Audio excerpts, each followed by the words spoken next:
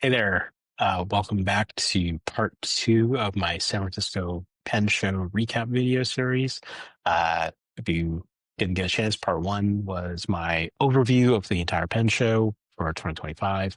And that was a lengthy video I did about my thoughts on the Pen Show, my first time going to a Pen Show. So go back and watch that if you didn't get a chance to, because that'll cover all the basics and what I did at the show and um, my overall experience. Part two is going to be the first 10 pens that I purchased. I wound up buying 20 pens overall. So part two here that you're watching is going to be the pens 1 through 10. Part three will be pens 11 through 20. Part four will be the inks that I bought as well. So let's get into it. Part two, pen 1 through 10.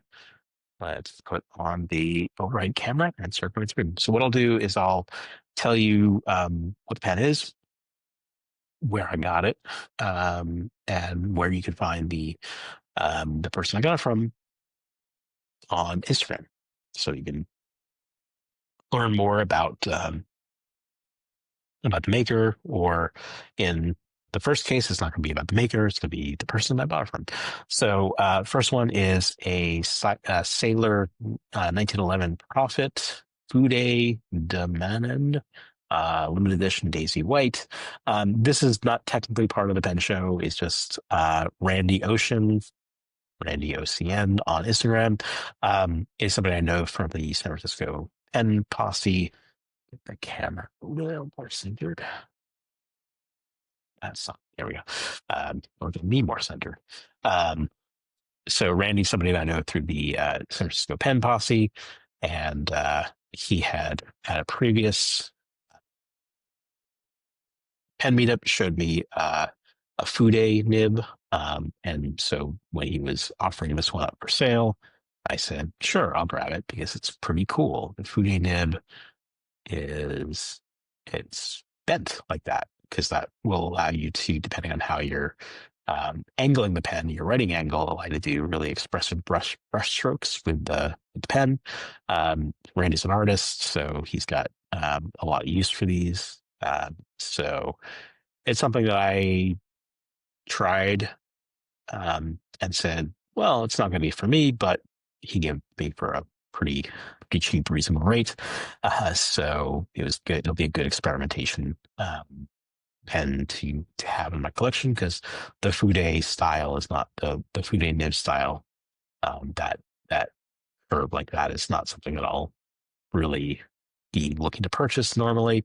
So it was a good one on the cheap. So um, if you were at one show and you were visited Gina, your table for nib grinding, the custom nib studio, Randy was the person who was helping Gina out for the weekend. So you probably saw Randy if you got a nib grind from Gina.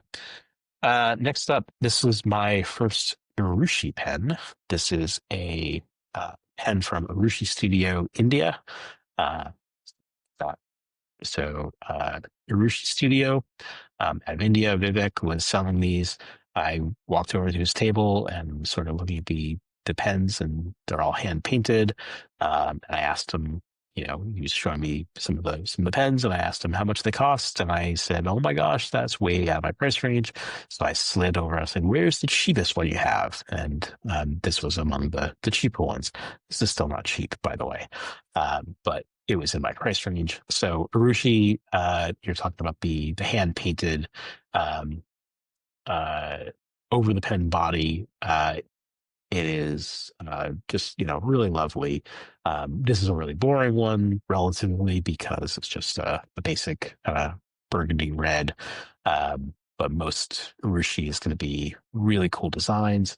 Recommend going and checking out Vivek's Instagram for Urushi Studio India.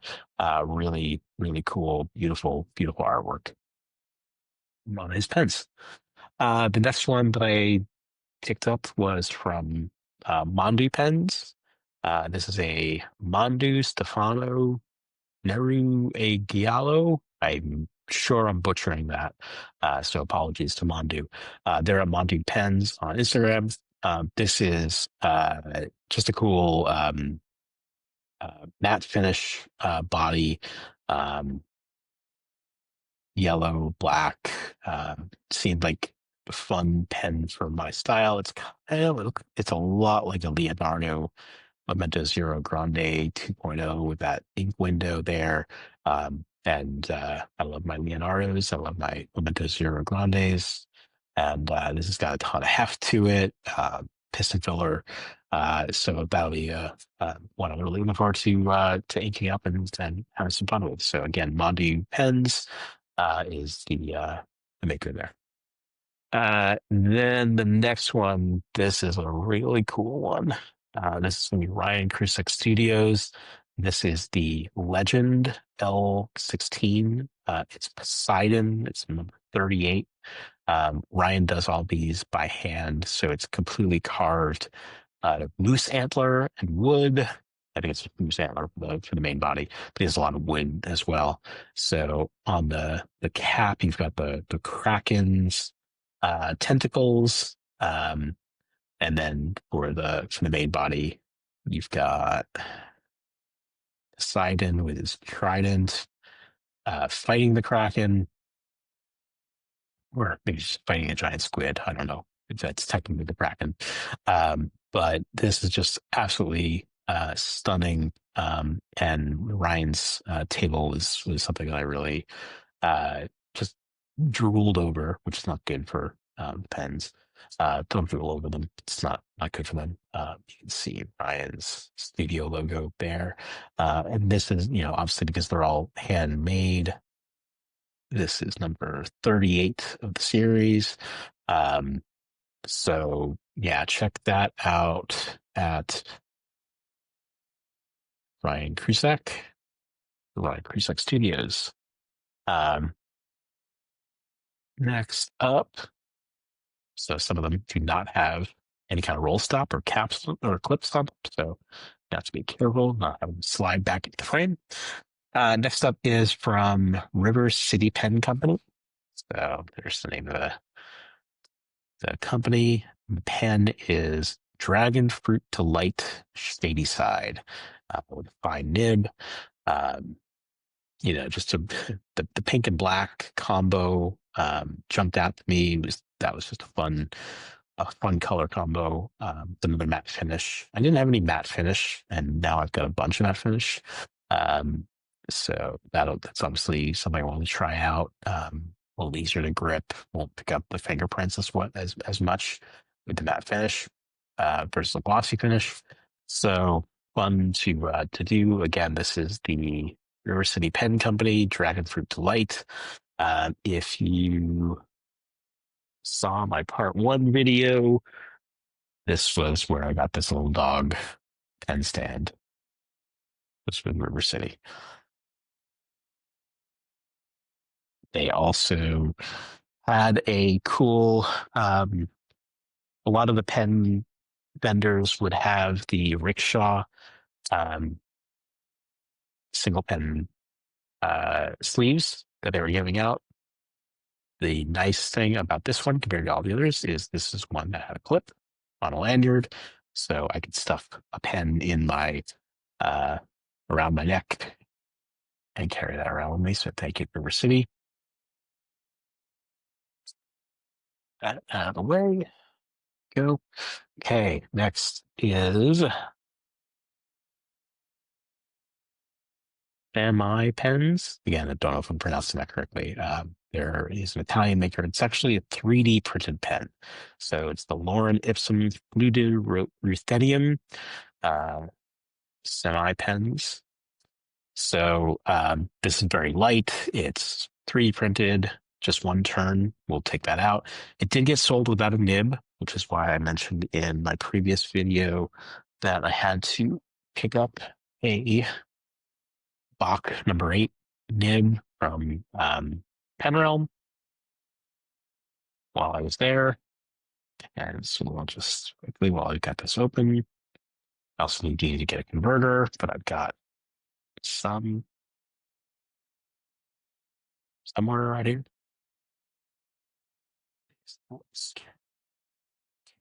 It's secure enough.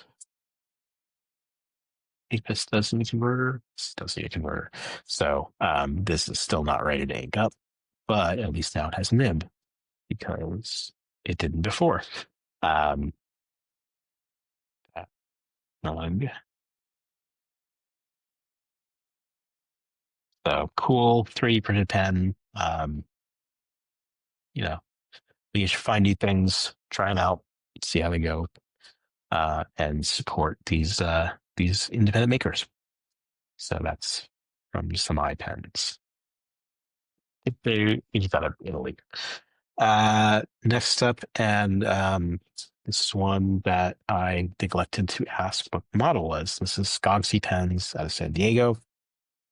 Skogsy_pens on Instagram. Just a really nice glossy pen. Looks like the wood of a surfboard. I got it with they have a surfboard engraving on the pen. They gave me the option of surfboard or cactus, and I said this looks more like a surfboard. So nothing crazy, but just really nice looking. It'll be great with the brown or a burgundy ink to match up. So thank you to Skogsy. Okay, this was a big one. Atelier Lusso, out of Washington. It sounds like an Italian maker, but he's actually here in the U.S. out of Washington State. This was the Taurus Ragazzano. Let's see if I get this right. Taurus Ragazzano in root beer and copper awabi with chocolate pearl.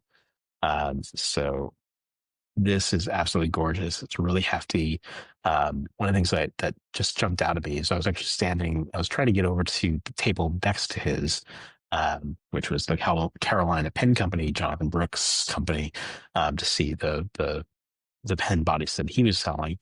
And this just, I had enough time to stand there in front of the Atelier Lusso table. And that just gave me just sort of having some fear of missing out on some FOMO on this pen. He had a very limited supply. And I said to myself, I'm going to leave that one alone and walk away. And if it's still there when I come back a couple of hours later after a class, it was meant to be. So I love the clip here. I know it's high flip. I don't know if the dog barking in the background is being picked up by the microphone. If so, I apologize. But it's just absolutely gorgeous. It's heavy, it's girthy, not really girthy, but it's heavy. So I don't think you can't post it. You wouldn't want to. The weight of this glass in there is going to be way too heavy to post it anyway. So absolutely stunning pen on this one.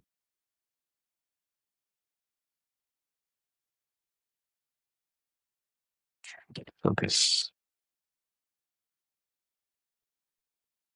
So that is Atelier Lusso. And my dog is going absolutely crazy behind me. So hopefully that's something picked up without the microphone.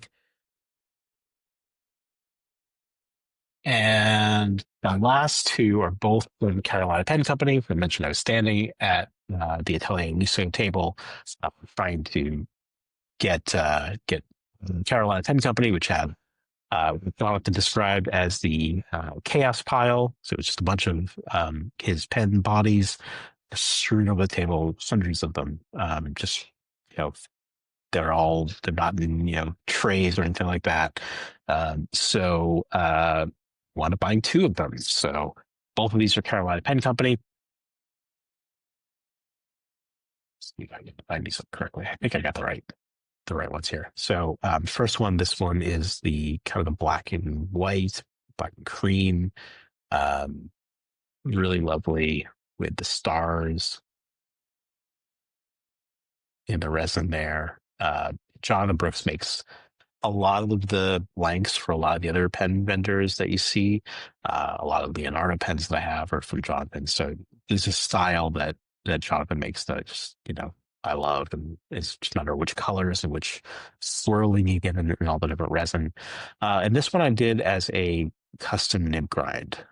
So I asked Jonathan just to give me a regular Yovo #6 broad nib. She did, but then I went over to All in the Nib. Damien from All in the Nib did the custom grind for this. This one was a cutlass grind. So I will show that in a later video, not part of this series, but at some point I'll show the custom grind pens that I got from this show. I'll demonstrate how they write. So that is the First Carolina Pen Company. Again, out of a chaos pile, as Jonathan called it. So I don't know the names of these particular models. I don't think they have names. And then second one, this one is a little more colorful because it's not the black and white, but so you've got blue, you've got some kind of orange red, you got some cream, just really lovely. This one's a little more of a matte finish as well. This one also was done with a #6 broad nib that was then custom ground by Damien at All in the Nib. This one is a smooth cursive italic, which I still need to clean off the nibs for both this one and the last one from getting ground yesterday. So that is number 10 in the series. So we are at the end of the part 2 of the series. So what I will do now is kind of wrap this one up. Those are the first 10. Hopefully you were able to check out some of the Instagram pages for all these makers and learn a bit more about them. One of the things, like I said, I enjoy doing is meeting the people who made the pens and in some cases learning a bit about them and their art and buying pens that are not mass produced. They're handcrafted by these makers. So thank you for watching part 2 of the SF Pen Show recap. I will be back shortly with part 3, which will cover pens 11 through 20. So stay tuned for that. And as always, if you can, would love you to like the video, subscribe to my channel, share it if you're interested, and definitely go check out the makers that I referenced. But please come back for part 3, and I hope to see you soon. Thanks.